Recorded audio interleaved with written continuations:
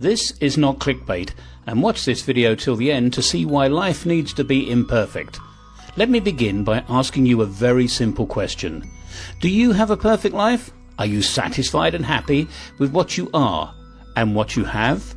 Perhaps very few may answer yes, but may not be able to describe what is the perfect life, what is the perfect person, and what is the perfect achievement. On the contrary, those who say no will give many reasons to describe about their imperfections. There is an interesting story about a so-called perfect man who calculated his life from the present to the future and accordingly made his preparation for life meticulously. He prepared for a lifespan that would certainly end at the maximum of his 90th year. Accordingly, he spent every penny he earned and lived lavishly. He also started his blissful life after his retirement, as everything seemed perfectly happy as per his plan. Eventually, he got to his 90th as planned. At the end of it, everybody expected his end would come in great style. As expectations grew for his grand death, the gentleman himself was counting and counting, and to his disbelief and to his dismay, the much-anticipated event of death didn't come. He was perplexed and went into a state of shock when he saw that the stone which he threw up, expecting it to travel a certain distance and fall to the ground on time, didn't happen. Such is the truth of life. Walking along towards the horizon, you'll find the horizon has actually moved away. Every time when you think you've reached the last one, that one is never the final one. You continue walking, discovering newer and newer horizons. The theory of evolution, which we believe is the fundamental theory of life, implies that everything in the universe is still evolving, and hence it's imperfect, which is why there's always big room for improvement. Therefore, life must be ever-changing and be ever-dynamic, a journey towards improvement. This leads to another important fact of life. That is, life is limited by time, space and circumstances, and therefore, though, life is short, precious and not repeatable. Our past and present is what we have, and our future is unknown. Till this moment, what has happened is our past, and probably we didn't have control over certain factors because of a lack of awareness, actions and surroundings, whereas all our achievements till now could be assigned to certain facts, circumstances and actions that we knew and that we control. Let us ponder about our now, the present. The present is the most precious moment in our life because it is at hand now, and we can in fact define our future to a great extent by our present thought and actions, which is also described as developing a purpose and action plan within a time frame.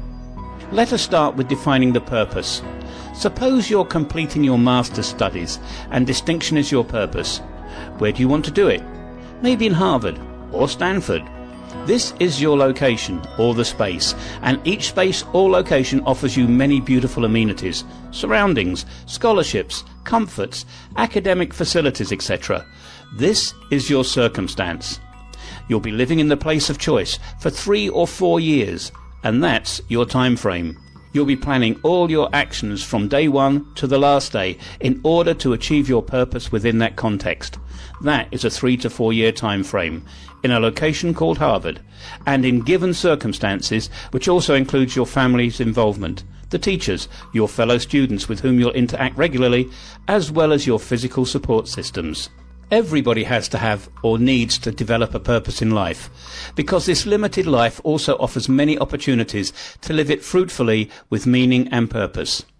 You can, with all your consciousness, set goals both in the short and long term, which have to be measured by certain yardsticks like whether they are specific, measurable, achievable, realistic and time-bound, which we call smart goal setting. Accordingly, you'll also develop your action plans with strategies like cooperation, collaboration and so on. Once you start acting upon your plan, you are in fact starting to live a life according to your own defined path, and you become the master of your own path, master of your own action, master of your own goal or destiny.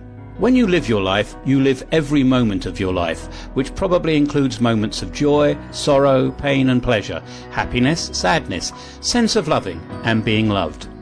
Your moments are filled with ups and downs, glories and disgraces, senses of victory and senses of defeat. All these are part and parcel of life, and they are the spice of your life so that you enjoy your life. It's said that there's no sense of gain if you don't have a sense of pain. All these are indicative of momentary and transient states of mind, and they always make you feel inadequate and imperfect. At the same time, they all push you to try, strive, look for, seek, and drive you into a state of challenging the present. Who should be your idol in life? Who should you emulate? Look at a child, a toddler who keeps on trying to stand up in spite of repeated falls. Who does he follow?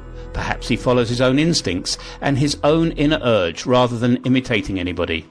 When you grow up, your mental, physical, spiritual and intellectual growth is mostly in proportion to your capabilities, your inborn qualities, your circumstances and the people surrounding you.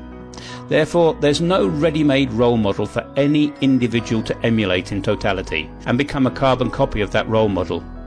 In essence, each of us are unique and different, in spite of many other similarities. You'll always find yourself competing with your present, fighting against your inadequacies, struggling to overcome your limitations, and becoming as capable, efficient, and strong a person as possible by competing with yourself, not with others. Because if you imitate others, you are not doing anything extra or different than what a monkey does. It's also said that those who follow others' footsteps leave no imprint of their own.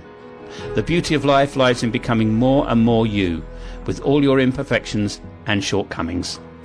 The bottom line of this discourse is life needs to be imperfect because it's evolving, and there's always big room for greater attainment. Life teaches us 1. Never compare yourself with others because you are incomparable. 2. You should never be a blind imitator because you can never enjoy borrowed life. 3. Compete with yourself so that you'll be competent. 4. Live your own life and be yourself so that you'll be really happy. And 5. Express yourself and give a dynamicism to all your talent and potential so that your life becomes richer and fuller. Comment below if you agree with us, and do